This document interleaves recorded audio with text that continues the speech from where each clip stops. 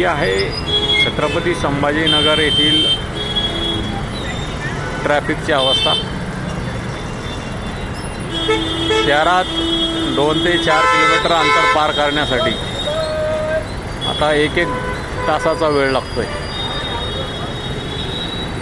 उड्डाण पूल असूनही त्याचा काही परिणाम वाहतूक व्यवस्थेवर झालेला नाही।